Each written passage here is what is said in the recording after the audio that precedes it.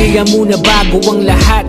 Pangalawa, pakikisamang tunay at tapat. Huwag mang-apak ng iba para lang makaangat.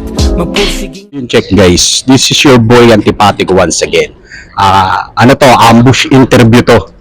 Yung si Sir Alvin, yung pinaka-pogi ng Laguna. Ay.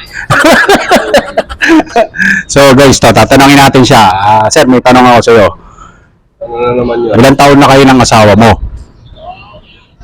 Almost 14 years. 14 years, matagal na. So ang pinaka-punto ng tanong ko, Lundo, bakit may mga mag-asawa na nag-aaway? Ano bang pinaka-ugat ng away nila at bakit? Number one, financial. Totoo. Financial. Pangalawa, sa pamilya, yung sa mga biyanan-biyanan na usapan. Wala parang family ununited, di ba? Mga ganon. Last na second to the last na tanong ko, bakit madalas may naghihiwalay?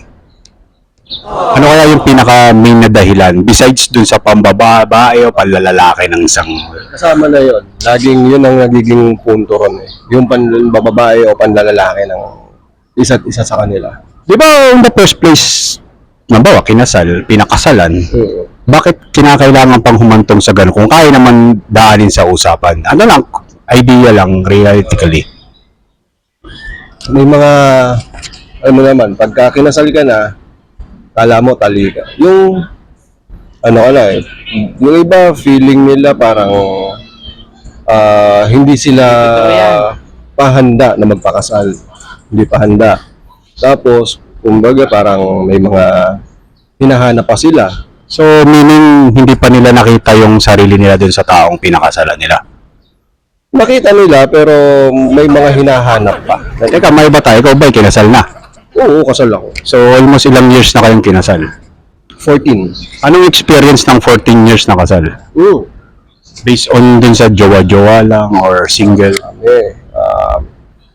Sa taong kasal na, Prioritize siguro. priority saka yung sa totoo lang minsan pag kinasal ka nandun mas malapit ka sa tukso. True. Sa akin kasi hindi ko pa siya totally na-experience pero on my own observation, madalas talaga na, sino ba madalas ang nag-cheat or naglolo ko? Lalaki o babae? Kadalasan, baka marami magalit pero Wala yan. Kasi kung aminado naman talaga sila eh. madalas sa totoo lang lalaki. True. Lalaki ang sa tukso. Siyempre, ang lalaki pagka nilandiyan ng babae, na.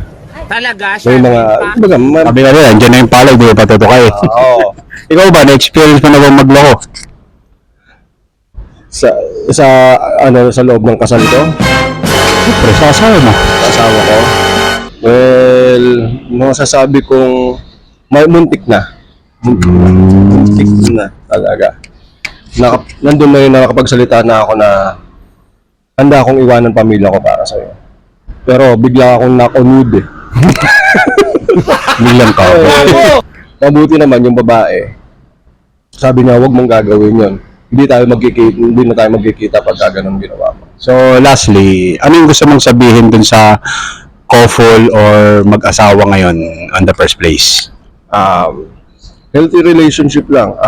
Sa mag-asawa, yung medyo bastos pero karamihan sa lalaki kasi mas laging hinahanap sex. Hindi naman yung sa sex lang nabubuhay pero kasi number one part yun ng relationship ng mag-asawa. Yung sex, kailangan na pag-uusapan nila yun, na-explore nila, ginagawa nila. Saka ang lalaki kasi nature rin ng lalaki. Ang babae kahit hindi mo yan kantiin wala yung mga babaeng kayang mabuhay nang wala nun eh. Yung tipong pag gusto lang nila, pwede. Yung lalaki, anytime yan kahit araw-araw eh. Diba? Saka syempre, financial stability rin. Saka pera. Ako ayaw kong pinag-aawayan ng pera. Sa totoo lang. Maraming ganyan. Nasabi ko yun. ayokong pinag-aawayan natin ng pera, ayokong pinagtatalunan. Kasi So yun, tapusin ko lang sa ganun. And salamat sa quick interview at ambush interview na to. Wala nga. Kada bara ko'y kargado, mga linyang delikado, pambukas sa utak na laging nakasarado. Matalino pa kaysa sa nag-aabogado, kaso nga lang gago, tsaka tarantado. Tangina kasi nagkalat yung mga gago, yung tipong pag nagra parang